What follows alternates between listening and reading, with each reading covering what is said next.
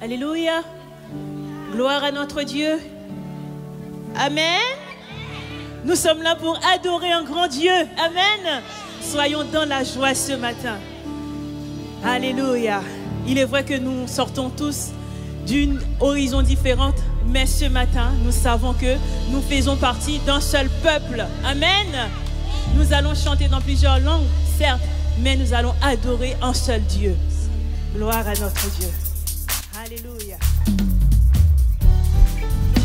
Nous allons le déclarer combien Dieu est bon dans notre vie. Alléluia.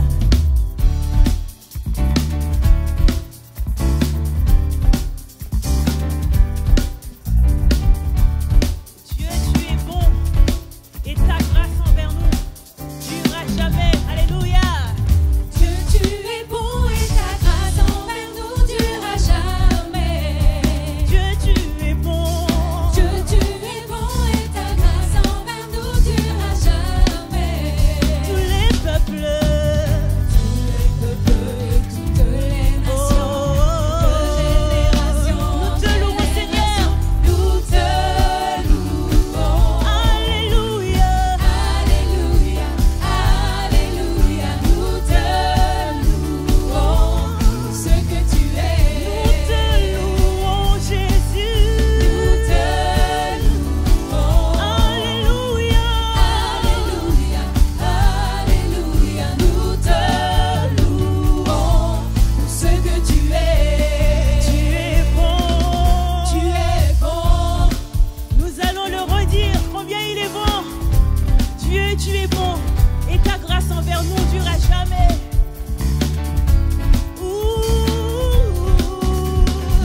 Dieu, tu es bon. Dieu, tu es bon et ta grâce envers nous durera jamais.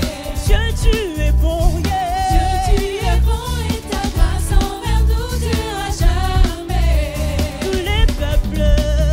Tous les peuples et toutes les nations, de génération en génération, nous te louons. Alléluia. Alléluia, Alléluia, nous te louons. Ce que tu es, Nous te louons, Seigneur. nous te louons. Alléluia. Alléluia, Alléluia, nous te louons pour ce que tu Car es. tu es bon. Tu es bon. Ok, on va déclarer que notre Dieu est bon et on va le dire dans toutes les langues. Amen. Est-ce que vous êtes prêts? On va dire tu es bon à jamais et à jamais tu es bon. Tu es bon. Tu es bon à jamais, à jamais. Tu es bon. Tu es bon. Tu es bon À jamais. à jamais, à jamais. On va le dire en Tu es espagnol. bon. Eres fiel. Eres fiel, Siempre fiel. fiel, Eres fiel. siempre fiel. Eres fiel, Eres fiel. eres fiel. Siempre, siempre. Fiel, siempre fiel. On va aller au Portugal. Deus é bom todo tempo todo. Deus é bom, Deus é bom. Deus é bom todo tempo todo. Deus é bom. Nous te louons. Nous te louons. Alléluia. Alléluia, Alléluia, nous te louons. Pour ce que tu es, Ce que tu es. nous te louons, Seigneur. Nous te louons. Alléluia. Alléluia, Alléluia, nous te louons pour ce que tu es. On va aller en Roumanie. Tu es bun. Tu es bun, oricând, oricând. Tu es bun, Tu es tu bun. es bun, Oricând. oricând, oricând. On va aller en Haïti. Bon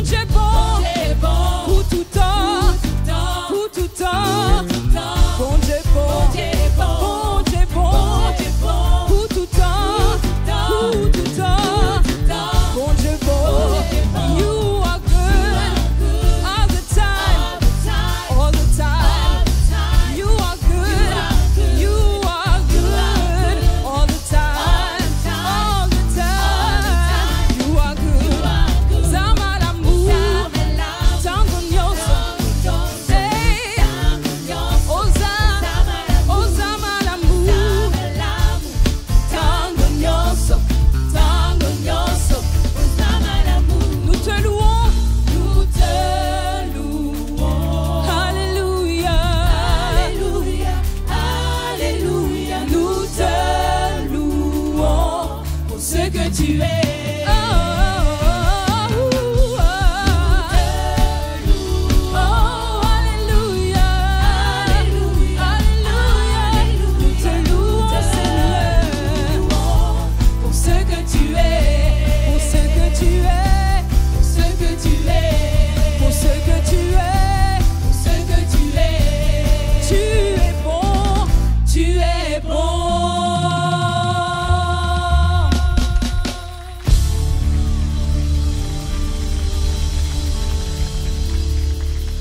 Tu es bon, Seigneur, tu es fidèle, tu ne changes pas, tu es toujours avec nous, tu es là à nos côtés, tu avances avec nous. Ta bonté est tout autour de nous, ta bonté me poursuit, Seigneur. Tu es fidèle.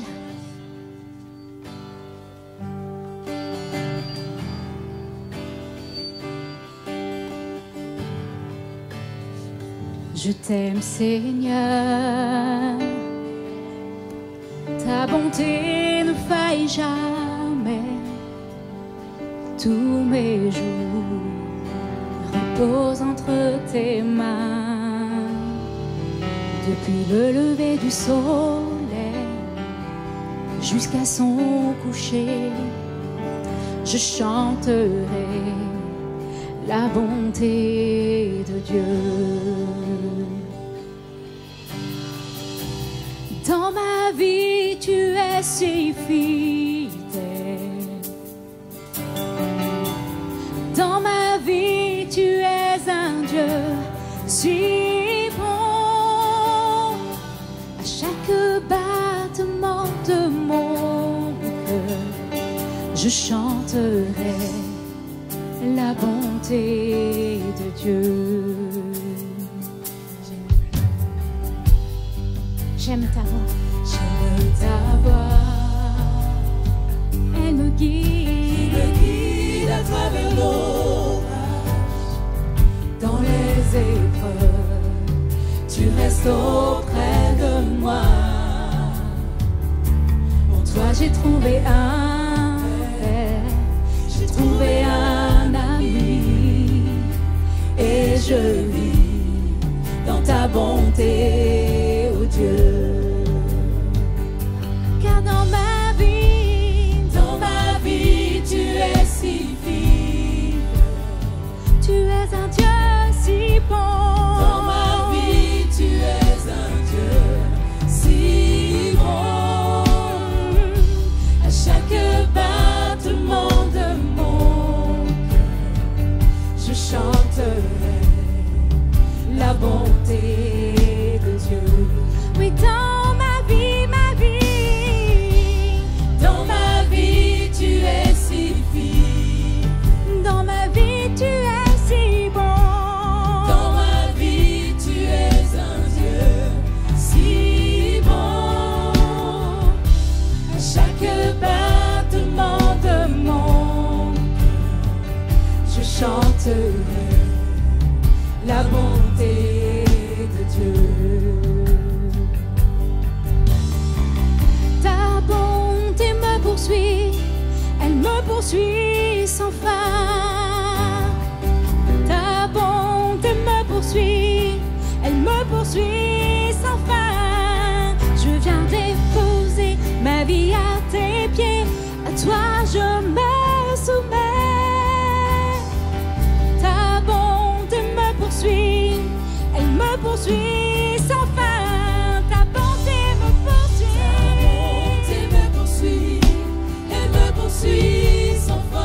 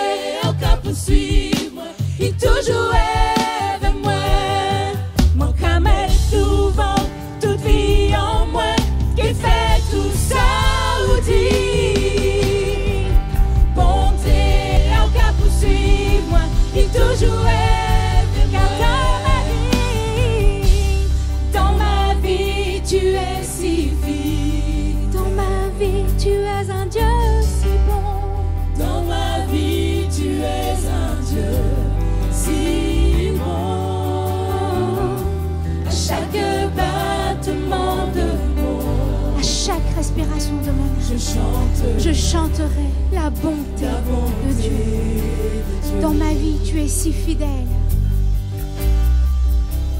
Dans ma vie, tu es si fidèle. Dans ma vie, tu es un Dieu si bon. À chaque battement de mon cœur, je chanterai la bonté de Dieu. Je chanterai la bonté de Dieu. Tous les jours de ma vie, je chanterai la bonté de Dieu. Je chanterai la bonté de Dieu. Alléluia. Un jour, toute langue confessera que Jésus-Christ est Seigneur et tout genou fléchira devant lui. Est-ce qu'on peut élever son nom et chanter son nom dans toutes les langues, dans ta langue maternelle? Loue-le et chante-le ce matin pour dire combien il est grand et pour dire combien il est bon pour toi. Seigneur, nous savons que toute langue te loue, toute langue te confesse et toute langue t'adore. Il ne faut pas être d'une nation spéciale ou d'une composition spéciale, Seigneur, mais tu nous prends tels que nous sommes, Seigneur. Et tels que nous sommes, nous venons t'adorer ce matin. Tels que nous sommes, nous voulons t'élever ce matin. Sois glorifié, Seigneur, sois élevé pour qui tu es. Car tu es ce Dieu combien bon et combien grand pour nous, Seigneur Jésus. Et que toutes les nations le proclament, que tous les peuples le célèbrent, que tu es grand et que tu es bon. Et un jour, toute langue le dira, que tu es Seigneur des Seigneurs. Alléluia.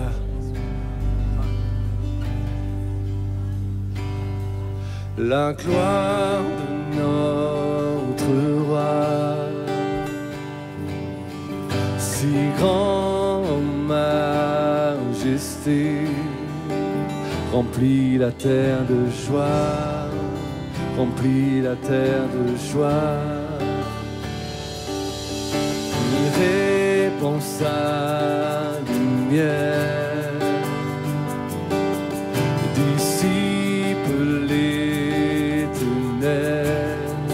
les fait trembler à sa voix, les fait trembler à sa voix. Alors chantons-le combien?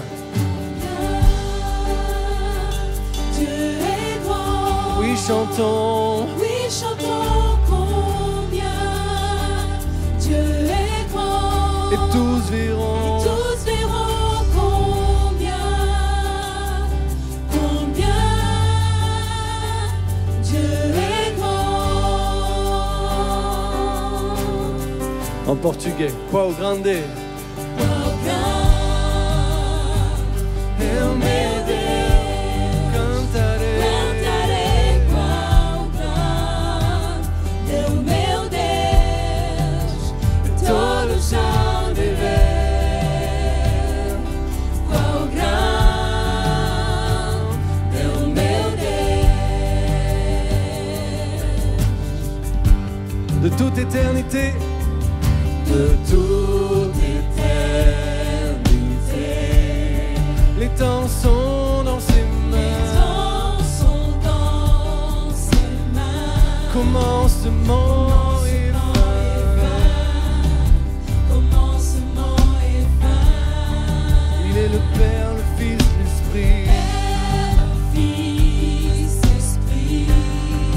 Le Dieu très haut. Il est le Dieu.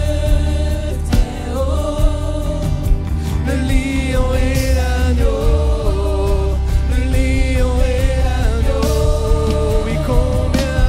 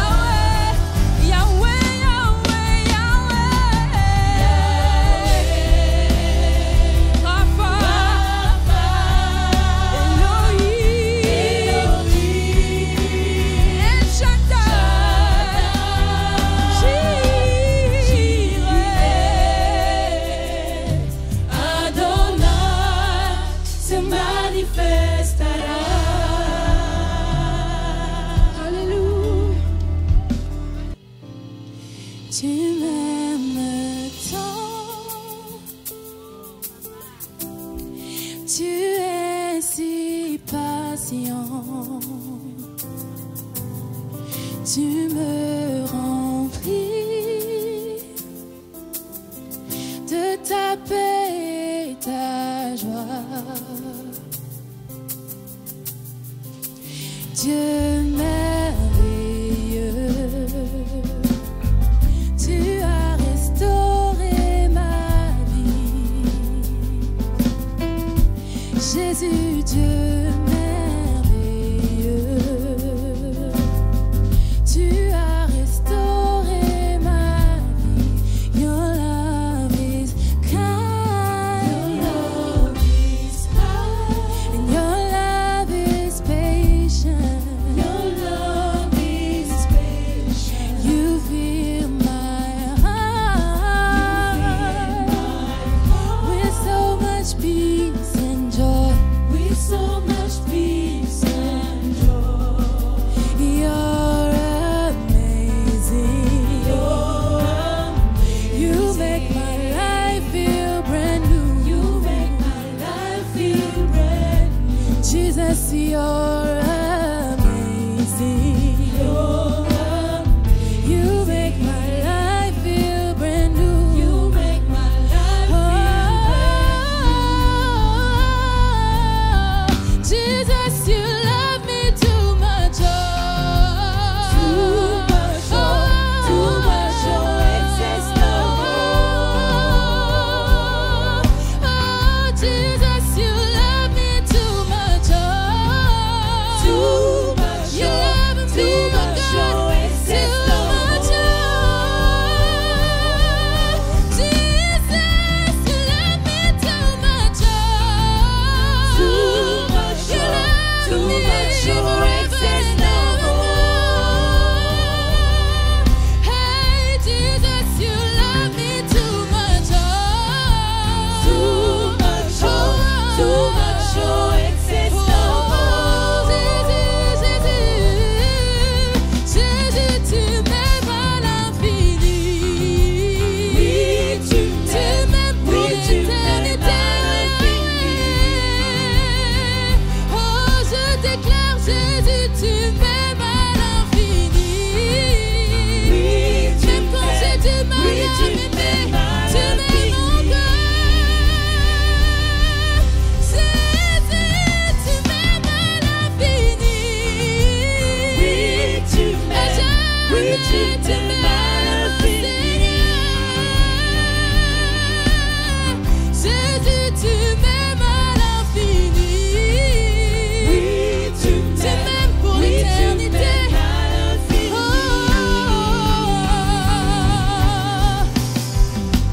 oui, tu m'aimes. Oui, tu m'aimes. Oui, tu m'aimes. Proclamons-le, déclarons-le quand la honte et la culpabilité veulent venir nous assaillir. Proclamons que Dieu nous aime. Oui, tu m'aimes. Au milieu de mes erreurs, de mes défauts, de mes faiblesses, tu m'aimes. Dans la vallée de l'ombre de la mort, Jésus, tu m'aimes. Dans mes difficultés, ton amour est là pour moi. Oui, tu m'aimes. Tu m'aimes, tu m'aimes, tu m'aimes, tu m'aimes, tu m'aimes. Too much,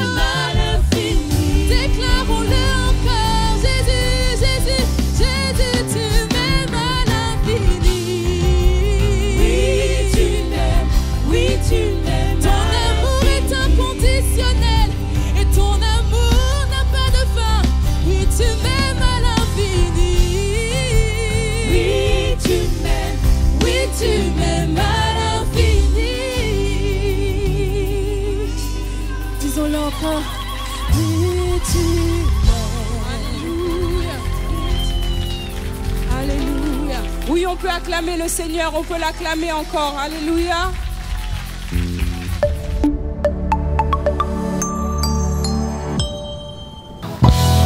Amen.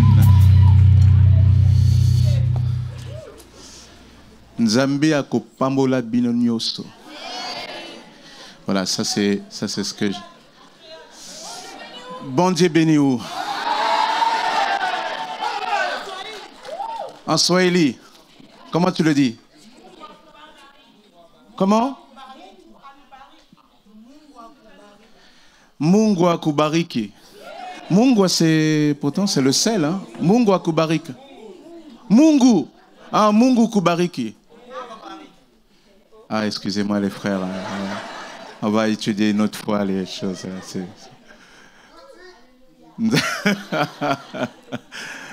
Comment dire aussi en Monktuba? Nzambi sakmuna benunios. Comment le dire encore? Non, on va le dire. En tout cas, soyez les bienvenus. Amen. Est-ce qu'on peut allumer la lumière? On va juste voir un peu la diversité, les couleurs qui sont là. Amen. Voilà, on est très content de se retrouver pour ce culte des nations. Voilà, on a voulu célébrer aujourd'hui Dieu dans sa diversité. Parce que la Bible dit dans Apocalypse 7 que viendra des hommes de toute langue, de toute tribu, et viendront célébrer Dieu. Amen. Et nous sommes plusieurs nationalités représentées. C'est ce qu'on a voulu un peu rappeler ici au travers des drapeaux. J'espère qu'on n'a oublié personne.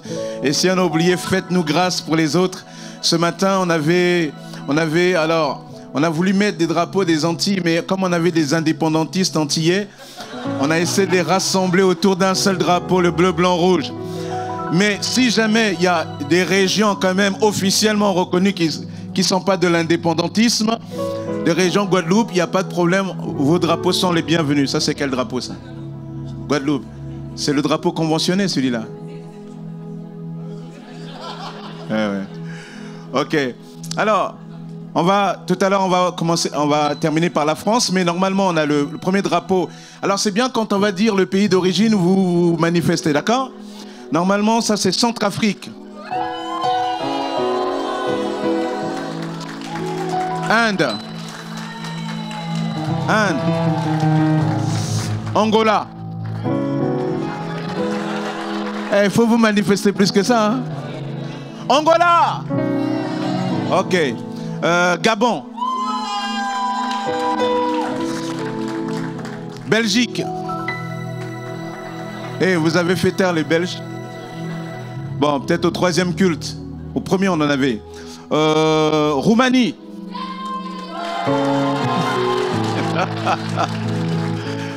Portugal. Congo-Brazzaville.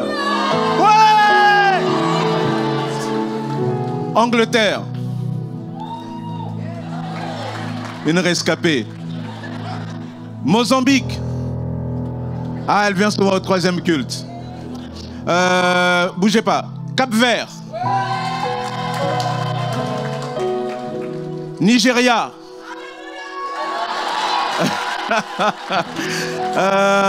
Île Maurice.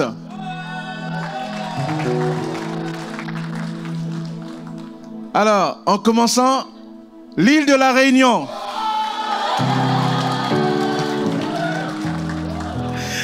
On n'avait pas de drapeau de l'île de la Réunion. Le frère, il a emmené son propre drapeau.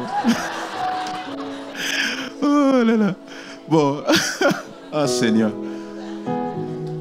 Normalement, elle me dit que c'est la Roumanie. C'est Tchad aussi qui a le... Comme ça. C'est le Tchad. Le Tchad. Il n'y a pas de Tchad. Si, il y avait quand même... oui, une représentante. On a toujours les ambassadeurs nommés. Congo RDC.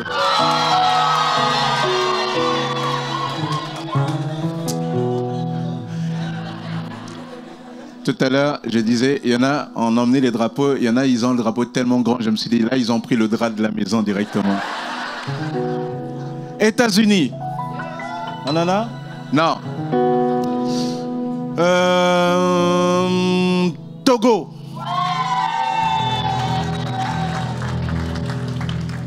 Ah, l'autre là, j'ai oublié. Ah, c'est...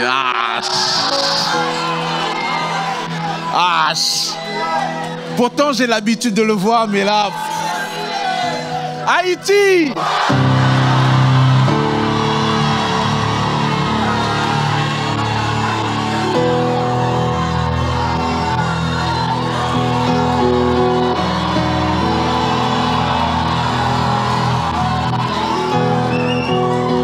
Bon, ok.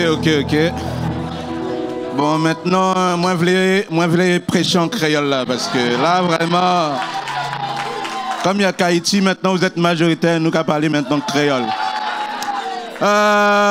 Burkina Faso. Hein? Non, Bénin. Au premier culte. Ah, Bénin. L'autre aussi, j'ai du mal, vraiment. Ah. Non, ils nous ont fait du mal à la canne. La Côte d'Ivoire.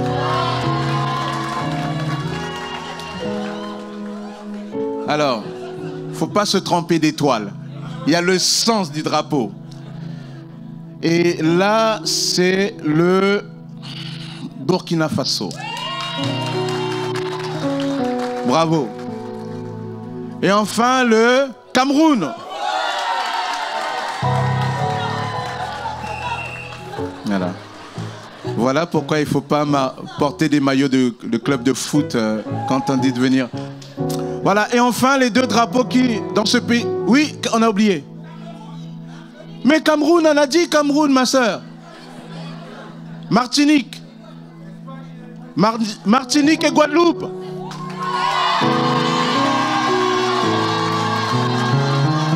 Ça, c'est la Guadeloupe, hein, on m'a dit. Ouais, montre le drapeau de la Guadeloupe comme ça. Au moins, c'est pas de l'indépendance, ça va. Ouais. Bon. Qu'est-ce que je... Ah, il y avait aussi Sao Tomé. Sao Tomé Principe. Vas-y, lève-toi qu'on voit le drapeau.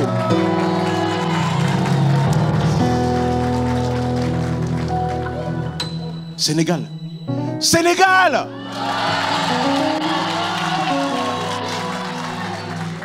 Philippines. Ouais. Oh, Mathieu, Philippines. Qui en a oublié? La Guyane. Sainte-Lucie. Ah oui. Oh. Pardon. Brésil. Espagne. Et la Pologne. Ouais, Serge. Le Maghreb. La Kabylie. L'Algérie, la Kabylie. Ben oui. Bon, c'est promis, la prochaine fois, on mettra aussi les drapeaux en été. En fait, on avait commandé tout un lot de drapeaux. Et on a été, on ne s'est pas bien compris, entre livraison 48 heures ou mis à la poste au bout de 48 heures. Voilà. Donc, on a commandé à la dernière minute tout. Voilà. On a oublié un pays, non? Ça va? Le Ghana.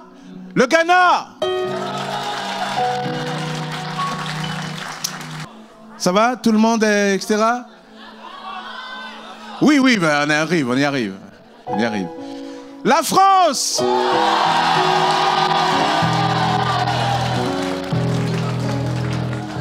Voilà.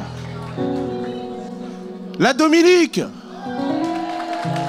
Ah oui, la Dominique, Mylène. Bravo. Ça va? On a dit tous les pays. Je peux rentrer en paix sans on n'a pas commis d'impair. Je savais qu'il y avait des drapeaux sensibles. Faut pas se louper. Voilà. Notre Dieu est le Dieu de la diversité. Et pourtant, on a un seul Seigneur et c'est Jésus. Amen. Voilà. On va ouvrir la parole de Dieu et avant d'aller plus loin, on va prier. Seigneur, nous te bénissons, Père éternel, pour ta parole. Ta parole est une bonne parole. Elle est là pour parler à nos cœurs. Elle est là pour interpeller nos vies. Elle est là pour nous rappeler comment nous sommes aimés de toi. Seigneur, cette parole, tu l'as saisie par la puissance de ton Esprit Saint. C'est ton Esprit, Seigneur, qui nous permet de comprendre la profondeur, la largeur, la hauteur, la longueur de cette parole. Alors, Seigneur, nous te prions ce matin de nous aider véritablement à saisir cette parole. Tu me oins, tu nous touches ensemble pour que nous puissions être réceptifs à ton Esprit Saint, afin que le nom de Jésus seul soit glorifié ce matin, Père. Amen. Amen. Voilà, je vous invite à ouvrir la parole de Dieu dans le livre des Actes, au chapitre 10. Actes chapitre 10, verset 9, il nous est dit: le lendemain, tandis qu'ils étaient en chemin et se rapprochaient de Jaffa, Pierre monta sur la terrasse de la maison pour prier. Il était à peu près midi. Il eut faim et voulut manger. Pendant qu'on lui préparait son repas, il tomba en extase. Il vit le ciel ouvert et une sorte de grande toile tenue aux quatre coins qui s'abaissait et descendait vers la terre. Elle contenait toutes sortes d'animaux, des quadrupèdes, des reptiles et des oiseaux. Il entendit une voix qui lui disait: lève-toi, Pierre, tue ces bêtes et mange-les. Oh non, Seigneur, répliqua Pierre, car jamais de ma vie je n'ai mangé rien de souillé ou d'impur. Mais la voix reprit et dit: ce que Dieu a déclaré pur, ce n'est pas à toi de le déclarer comme impur. Par 3 fois, cela se renouvela, puis la nappe disparut dans le ciel. Pierre était fort perplexe et se demandait ce que cette vision signifiait. Amen. Le thème de mon message ce matin, c'est un Dieu pour tous. Un Dieu pour tous, un Dieu pour tous les hommes. Parfois, on a l'impression que quand on va dans les tel et tel coin de la terre, on voit toutes sortes de croyances, on a l'impression qu'il y a un Dieu pour l'Asie, il y a un Dieu pour l'Afrique, il y a un Dieu pour l'Amérique, l'Occident, etc. Mais la Bible nous enseigne que Dieu est le Dieu de tous les hommes. Il nous a créés tous à son image. Dans notre diversité que nous avons rappelée par ces drapeaux, Dieu nous a créés tous à son image. Et le message de l'Évangile dans Matthieu chapitre 28, verset 19, Jésus va dire: allez et faites de toutes les nations des disciples, baptisez-les au nom du Père, du Fils et du Saint-Esprit. Allez et faire de toutes les nations, quelles que soient les nations, des disciples. Et en Acte 1, verset 8, Jésus va réitérer cette mission. Il dit: vous recevrez une puissance, le Saint-Esprit survenant sur vous, et vous serez mes témoins à Jérusalem, dans toute la Judée et la Samarie, et jusqu'au bout du monde. Donc pour Jésus, le message de l'évangile, son message de salut, ce pourquoi il était venu, c'est pour nous tous. Amen, pour nous tous. Quelles que soient nos origines, quelle que soit notre couleur, quel que soit notre niveau social, quelle que soit notre compréhension des choses, Jésus est venu à la croix mourir pour nous tous. Et il est ressuscité pour nous accorder à tous une nouvelle vie. Amen. Et ce message-là, d'un salut pour tous, Pierre, qui a été toujours auprès de Jésus, l'avait entendu. Mais quand on regarde l'histoire que nous venons de lire dans Acte 10, Pierre l'avait entendu, mais Pierre n'avait pas écouté véritablement. Vous savez qu'il y a une différence entre entendre et écouter. Je regardais cette différence, il y a une prof qui a créé une école en ligne, elle s'appelle Manon, elle dit: entendre est une attitude passive ne nécessitant aucun effort de notre part. Vous entendez?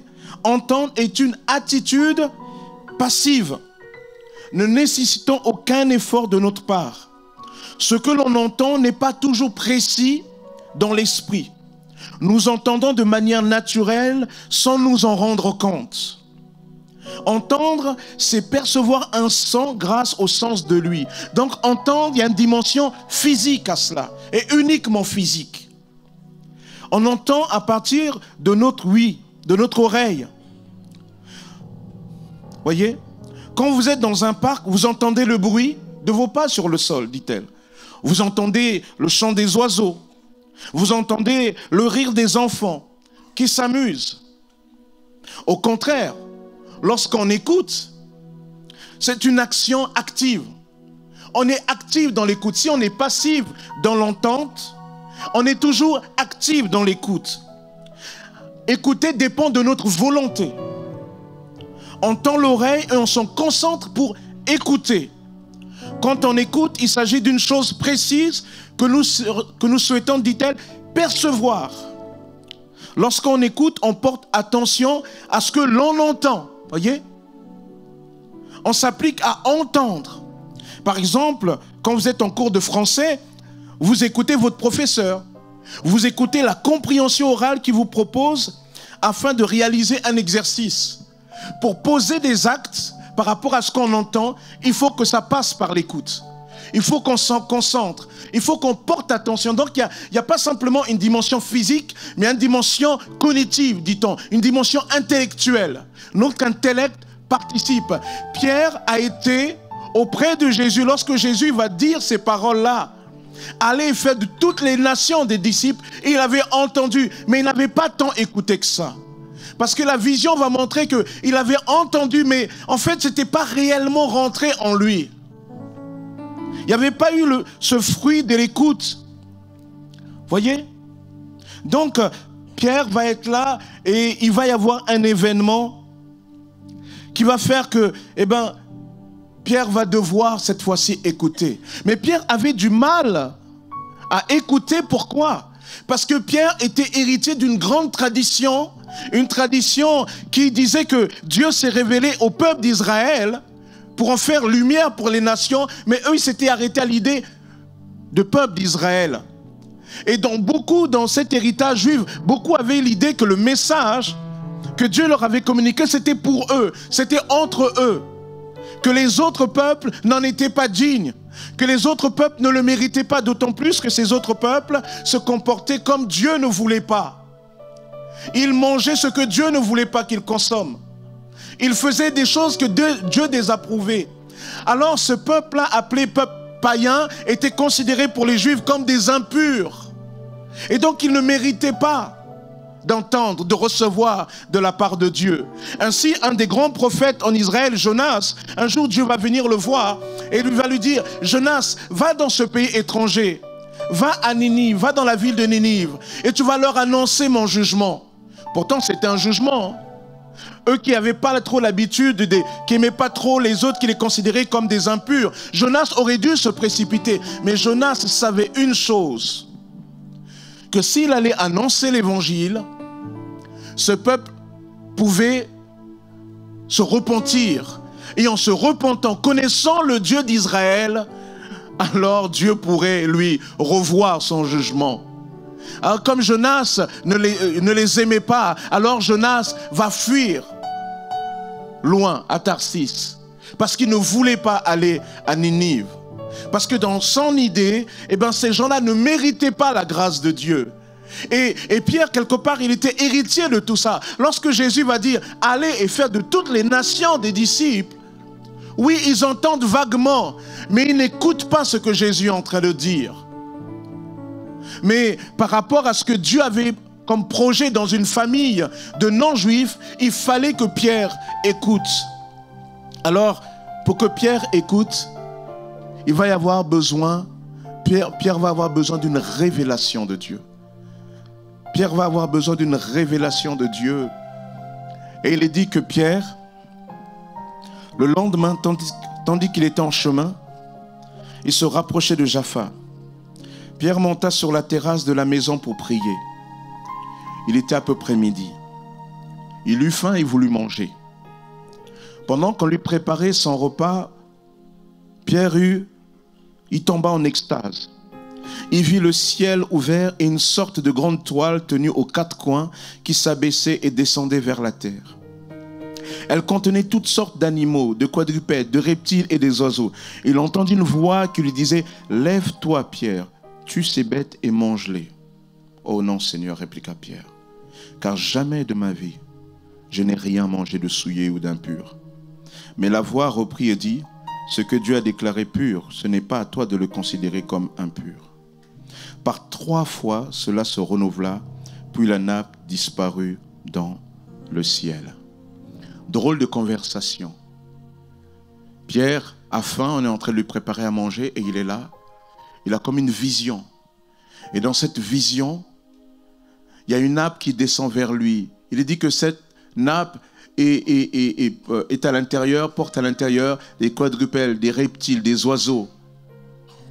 Et la voix, Dieu lui dit, mange. Et lui, il dit, non, je ne peux pas. Parce que Pierre, les animaux qu'on présente sont considérés pour les juifs non cachers, non purs. Comme dans le monde arabe ou dans l'islam, on parle de halal ou haram. Halal, c'est ce que tu peux. Haram, c'est pas bon. Dans le judaïsme, il y avait cette notion. Et cette nappe descend là. Et Pierre dit, non, mais moi, je ne peux pas manger ça. Et là, Dieu va lui donner cette révélation. Il dit, ce que Dieu a déclaré pur, ce n'est pas à toi de le déclarer impur. Et là, il nous est dit que lorsque les choses se terminent, Pierre est perplexe. Il ne comprend pas. Il dit, comment ça? J'avais faim, Dieu veut me faire manger ça. Pourquoi il me montre des animaux impurs? Pourquoi il me demande de manger cela? Et voici que Dieu va lui dire, tu sais, il y a des hommes qui vont venir te chercher, tu vas les suivre. Et quand il arrive dans la maison de Corneille, c'est un centenier romain. Il est dit de lui qu'il craignait Dieu, il faisait beaucoup d'offrandes. C'était un homme de bien, mais ce n'est pas à cause de ça qu'il méritait le salut. Il fallait que quelqu'un lui annonce la voix de Jésus, comme pour dire que ce n'est pas parce que tu fais des bonnes choses, c'est pas parce que tu es bien, que tu donnes des dons au resto du cœur, etc., que tu es sauvé, que tu plais à Dieu. Ce qui plaît à Dieu, c'est lorsque notre cœur est tourné vers Dieu en Jésus-Christ, lorsque Dieu nous regarde par le Christ. Mais Corneille avait besoin de Jésus. Alors, lorsque Pierre arrive chez Corneille, il va lui dire, vous savez, il ne m'est pas permis de rentrer chez vous. Et là, en fait, Pierre va réaliser qu'en fait, la vision là, ces animaux impurs, c'était toutes ces personnes qui, de par sa tradition, il avait estimé qu'ils n'étaient pas dignes, qu'ils étaient impurs. Et que ces personnes-là que lui considérait comme pas dignes, comme impures, Dieu les avait déclarées dignes et pures pour recevoir aussi l'évangile. Alors Pierre va annoncer l'évangile à la maison de Corneille. Toute la maison de Corneille va se tourner vers Dieu. Et pour véritablement attester que c'est Dieu qui déclarait, qui a montré la vision à Pierre, que c'est Dieu qui produisait cela, alors il nous dit qu'à un moment donné, lorsque Pierre se mit à prêcher, quand il arrive à parler de ce que Dieu a fait en Jésus-Christ, le Saint-Esprit va descendre sur toute la maison de Corneille. Ils vont vivre une Pentecôte chez Corneille. Et là, et cette Pentecôte-là, c'était le baptême de l'Esprit. Et Pierre va comprendre que si Dieu, du haut du ciel, lui-même, il a baptisé la maison de Corneille, comment lui, il pouvait refuser le baptême d'eau? Dieu lui avait dit, voilà, moi je l'ai rempli, je les baptise de mon Esprit Saint. Alors toi, à combien plus forte raison, tu dois faire au moins ce qui est moindre. Et il va les baptiser d'eau. Ne pas déclarer impur ce que Dieu, il a déclaré pur. Le projet de Dieu a toujours été de rassembler des hommes sous l'égide de Jésus-Christ, des hommes de toute langue, de toute tribu. Nous sommes dans un monde où on veut de plus en plus nous cloisonner. En ce moment, il y a le conflit israélo-palestinien. C'est terrible. Lorsque les médias arrivent, et ça a été souvent le reproche aux journalistes, alors, est-ce que vous êtes contre le Hamas? Est-ce que c'est une organisation terroriste ou pas? Et aujourd'hui, on est comme sommé d'avoir un avis. Votre compassion, votre capacité à ressentir la douleur de l'autre est prise en otage par le fait que vous devez croire plutôt confesser ceci, cela. Mais la Bible dit que notre Dieu aime aussi bien les Israéliens que les Palestiniens. Amen. Parce que Dieu veut se constituer un peuple. Et dans ce peuple-là, il y a des hommes de toute langue, de toute tribu. Et être chrétien, c'est sortir de son cercle pour aller chercher l'autre et dire, mais toi aussi tu es aimé de Dieu. Et nous sommes dans un monde où nous vivons avec toutes sortes de préjugés. Je parlais de Palestiniens, mais on peut parler parfois même de ceux qui sont différents de nous. Souvent en tant que chrétiens, avec notre héritage chrétien, on oublie que Dieu veut se révéler aussi au monde musulman en Jésus-Christ. Que Dieu les aime. Que Christ est mort à la croix pour eux. Alors peut-être ils peuvent te paraître différents de toi. Pour certains, ils peuvent te paraître repoussants ou pas dignes d'entendre l'évangile parce qu'ils sont trop fermés. Mais la Bible enseigne que Jésus-Christ est venu mourir à la croix pour tous les hommes, musulmans ou pas. Amen. Jésus est venu mourir à la croix pour tous les hommes. Amen. Dans le psaume 86, verset 9, il est dit: parmi les dieux Seigneur, nul n'est semblable à toi. Aucun ne pourrait faire ce que toi tu as fait.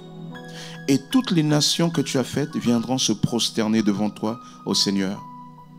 Elles te rendront gloire, car tu es grand et tu fais des merveilles. Tu es le seul vrai Dieu. Amen. L'évangile, c'est pour tous. Quelles que soient nos origines, quel que soit notre rang social, quelle que soit notre compréhension des choses, quelle que soit notre couleur, quel que soit notre compte bancaire, l'évangile est pour tous. Amen. Et ça, c'est vraiment le projet de Dieu. L'apôtre Paul va même dire que quelque part, ce message de l'évangile pour tous était comme un mystère qui était comme caché. Il y avait comme un voile dessus, mais le voile va être déchiré. Le voile va être levé en Jésus-Christ. Amen. Romains 16, 25. Béni soit Dieu, il a le pouvoir de vous rendre forts dans la foi, conformément à la bonne nouvelle que je prêche. Elle est le message de Jésus-Christ et dévoile le plan de Dieu, tenu secret pendant les siècles passés et qui s'accomplit de façon manifeste de nos jours. Comme l'a ordonné le Dieu éternel, il est porté par écrit par des prophètes à la connaissance de tous les peuples pour qu'ils soient amenés à lui obéir en croyant. Amen.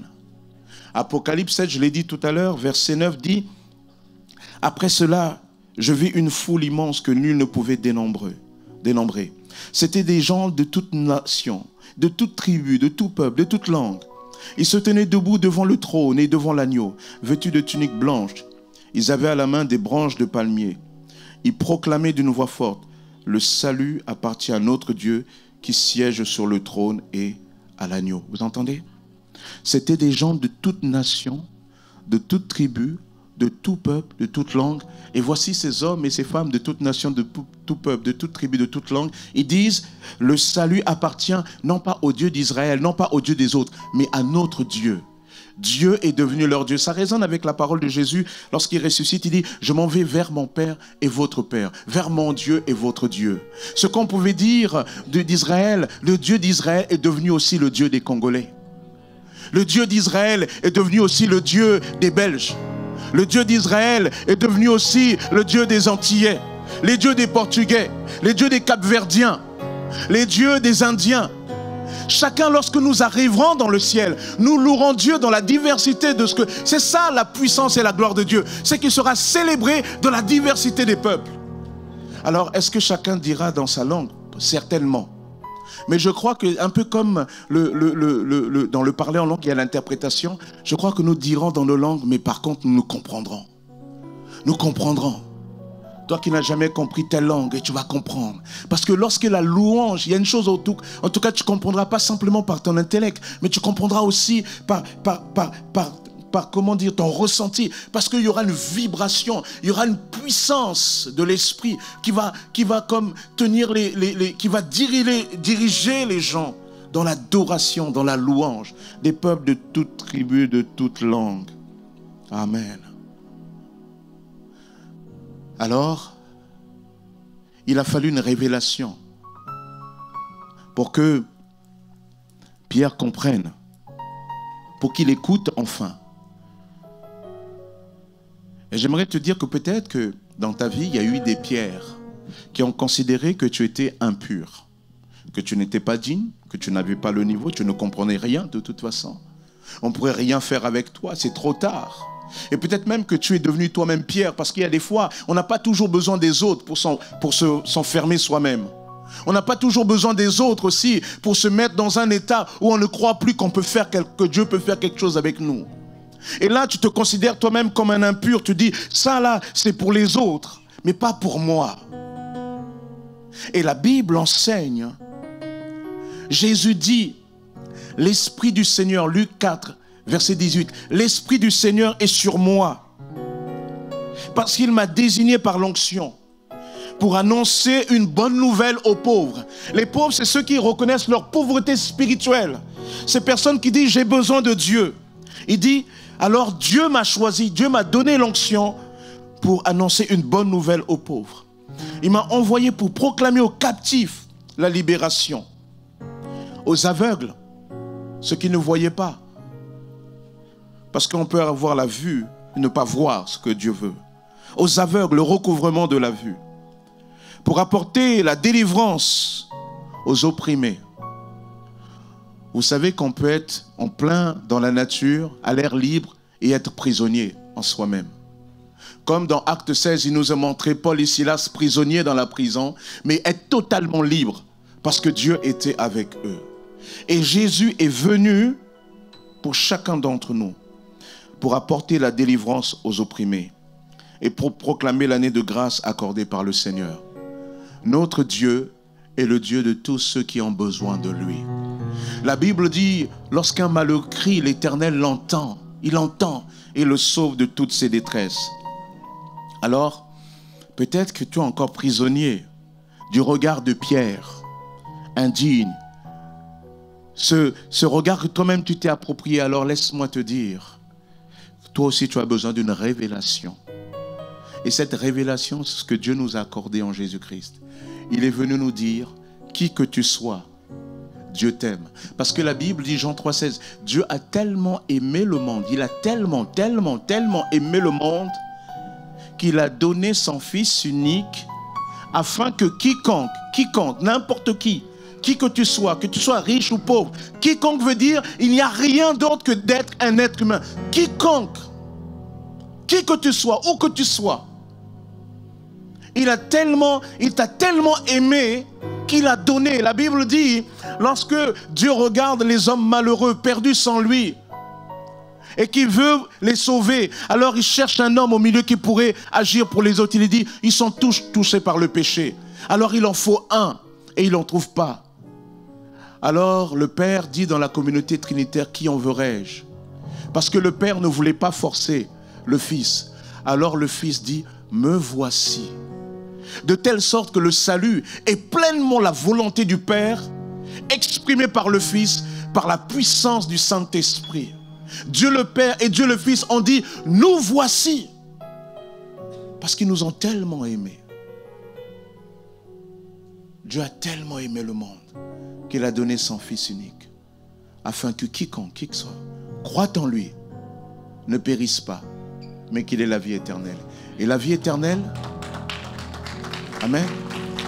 Et la vie éternelle, Jean en donne la définition. Jean 17,3. Or, la vie éternelle, c'est qu'ils te connaissent. C'est qu'ils te connaissent. Vous avez entendu? Or, la vie éternelle, c'est pas qu'ils viennent à l'église. Or, la vie éternelle, c'est pas qu'ils lisent bien leur Bible. Or, la vie éternelle, c'est pas qu'ils soient bien habillés quand ils vont à l'église. Or, la vie éternelle, c'est pas qu'ils soient bénis dans leur travail. Or, la vie éternelle, ce n'est pas qu'ils aident la veuve et l'orphelin, qu'ils fassent des bonnes choses. Or, la vie éternelle, c'est pas qu'ils fassent ceci, qu'ils fassent cela, qu'ils observent ceci, qu'ils observent cela. Or, la vie éternelle, c'est qu'ils te connaissent. Pourquoi? Parce que Jésus est venu restaurer quelque chose qui avait été brisé dans le jardin d'Éden. Et cette chose qui a été brisée, c'était la communion avec Dieu. Et voici la chose qui montrait que ça avait été brisé. Lorsque Adam et Ève ont péché, il nous est dit que le soir, Dieu venait dans le jardin d'Éden et il dit, Adam, il a dit, où es-tu? La première fois que Dieu a dit, où es-tu? Il n'aurait pas dû dire, où es-tu? Quand il dit, où es-tu? C'est parce que là, à ce moment-là, il y a quelque chose qui s'était brisé, qui était inhabituel. Et Adam va dire, je suis là, je suis allé me cacher. Il dit, pourquoi? Parce que j'ai péché contre toi. Il y a quelque chose qui a été brisé et à cause de cela, Adam et Ève ont été chassés du jardin d'Éden. Mais Dieu qui est bon a mis en mouvement un plan de salut. La Bible nous dit que Dieu a créé le monde en 6 jours. Le 7e, il s'est reposé.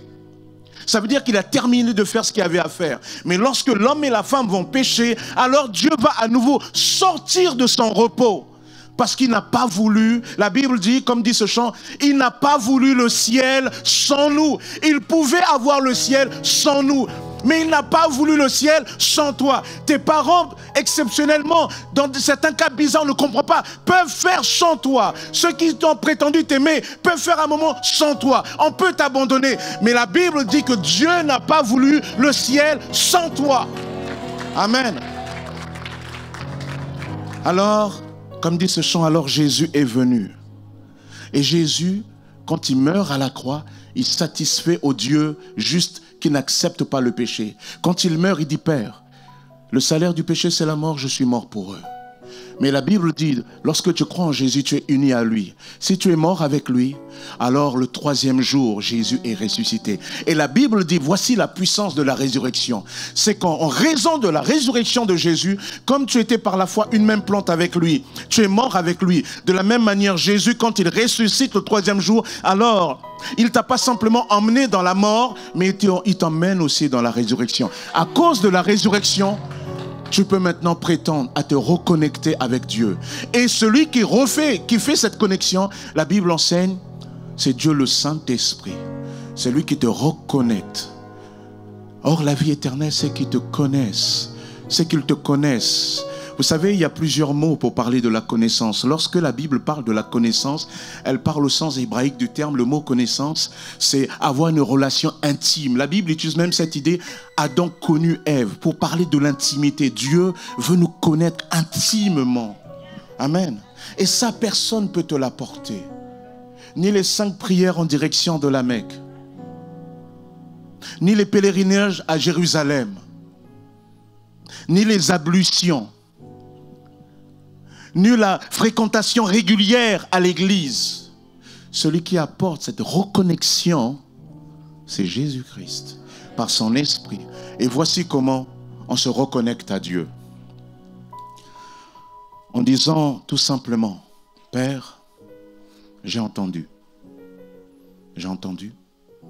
Tu as tout fait pour moi. Je ne mérite pas. Je me regardais comme Pierre, je me regardais comme impur. Mais je décide aujourd'hui de croire en toi. Et puisque je crois en toi, alors, à cause de toi, je décide de ne plus me regarder comme impur parce que toi, tu m'as déclaré pur. Si d'autant plus que je tourne mes regards vers toi. Et la Bible dit que lorsque tu fais cela, alors il y a une reconnexion. Voici pourquoi la Bible dit que lorsqu'on donne notre cœur à Jésus, les choses anciennes sont passées. Il y a des gens dans votre vie, à cause de ce que vous avez fait, qui ne vous pardonneront jamais. Vos enfants, votre femme, tout cela ne vous pardonneront peut-être jamais. Mais la Bible dit, tous ceux qui sont en Jésus-Christ, les choses anciennes sont passées. Et voici toutes choses sont devenues nouvelles. Amen. Alors voilà ce qui peut se passer pour toi. Le Dieu des nations, pour reconnecter les nations, il a fallu qu'il donne une révélation en Jésus. Parce que, vous savez, si Jésus n'est pas dans notre cœur, on ne peut pas réellement bien se connecter. Mais il fallait d'abord, la communion avec l'autre, ça passe toujours d'abord par la croix. Lorsque tu passes à la croix, tu comprends que Dieu est le Dieu de la diversité, que ton prochain, il est aimé de Dieu et tu dois l'aimer, tu dois le respecter. Nous allons terminer en priant. On va courber nos fronts, si vous voulez bien. Et nous allons vraiment remercier le Seigneur dans nos cœurs. Peut-être que tu peux dire au Seigneur, voilà, merci. Merci Seigneur de m'avoir appelé au plus profond de ma détresse. Seigneur, merci de ne pas être cantonné simplement à Israël, mais tu es venu aussi nous chercher. Seigneur, merci pour cela. Merci, Père. Tu peux bénir le Seigneur pour ce qu'il fait, mais aussi pour ce qu'il est surtout. Et peut-être que toi, tu es là pour la première fois et on t'a invité, ou peut-être la deuxième ou la troisième ou quatrième fois que tu es là. Et tu entends ce message et ce message t'interpelle parce que peut-être qu'il y a longtemps tu as connu Dieu et tu l'as laissé et tu comprends que Dieu, c'est pas juste quelqu'un qui t'a invité ici, mais il y a comme en fait un rendez-vous de Dieu. Je t'invite véritablement à faire un geste vers Dieu.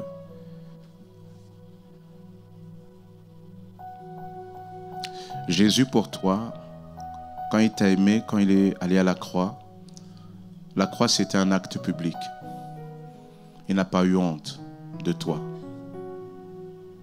Maintenant ça t'appartient. Tu peux dire à Dieu, Seigneur, je t'avais mis de côté, mais je veux te remettre à nouveau au centre. Je veux me reconnecter avec toi.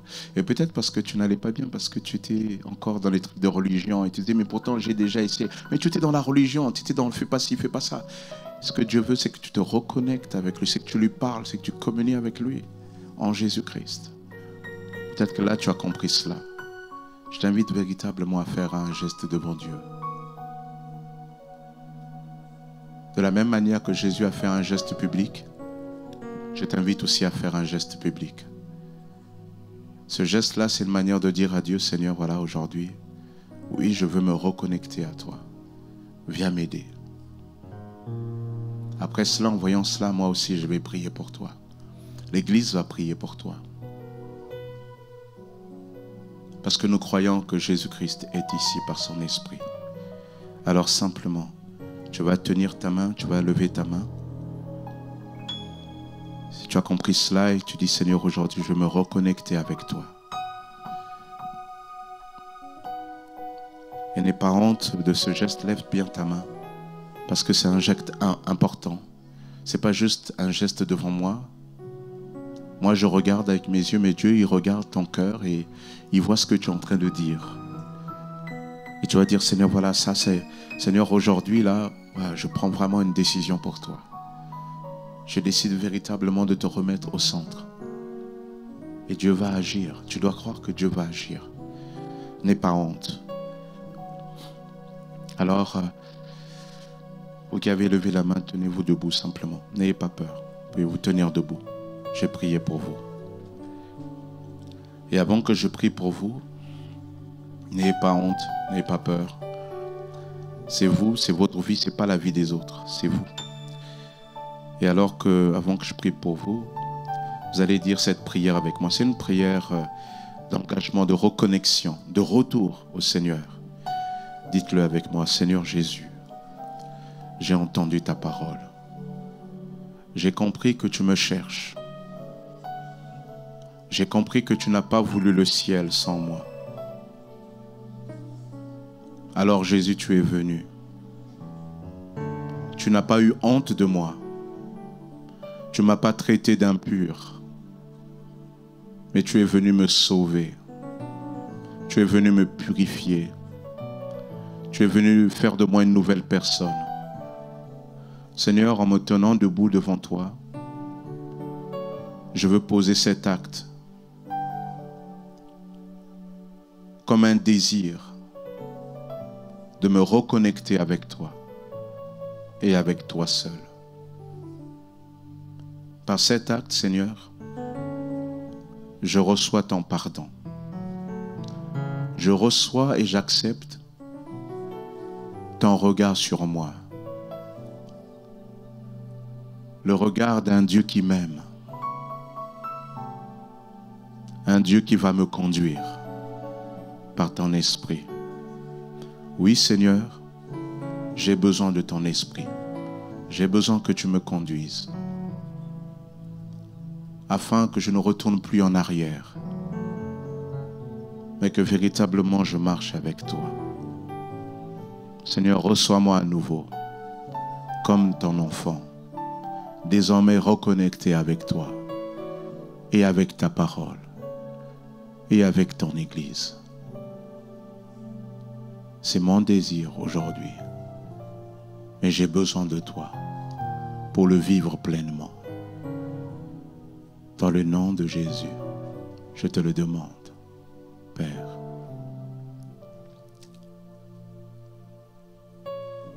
Je vais maintenant prier pour vous. Seigneur, je te prie simplement pour ces personnes-là qui sont là, debout, ces frères et sœurs. Tu les aimes et c'est toi-même qui les as interpellés dans leur cœur.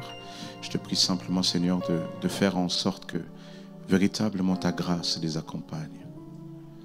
Seigneur, ils sont là devant toi et tu brises, Père éternel, les choses qui ont permis, qui les ont empêchés de se reconnecter à toi, qui souvent les a égarés loin du chemin.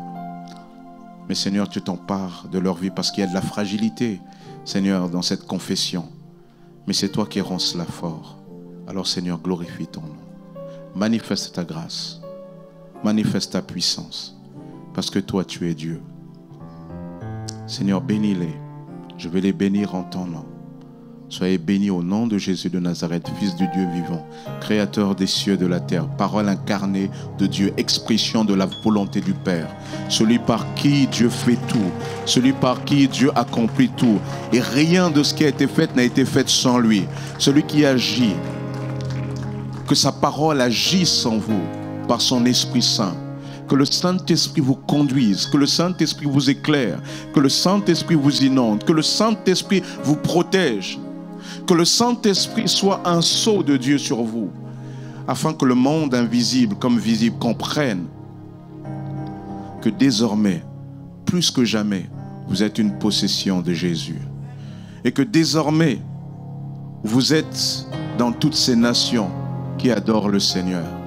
À Dieu soit l'honneur, la gloire et la puissance au siècle des siècles. Et nous disons ensemble, Amen, Amen, Amen. Prenez place. Amen. Voilà, vous avez pris de bonnes décisions devant Dieu. Et j'aimerais vous dire, peut-être certains c'est une reconnexion et d'autres c'est une connexion. Vous avez dit, quand on dit oui à Jésus, à l'acte public. Ici, devant l'église, il y a premier, on pose. Et il y a une manière de le dire à la manière de Dieu, c'est le baptême. Il y aura prochainement des sessions pour les baptêmes. Inscrivez-vous. Parce que être avec Dieu, c'est comme un mariage, c'est public. Dieu, il fait tout public, il ne fait rien de caché. Alors, inscrivez-vous pour le baptême, pour que la prochaine fois, vous puissiez aussi le dire. Ça, c'est l'acte fort. Amen. En tout cas, que le Seigneur nous bénisse ensemble. Amen.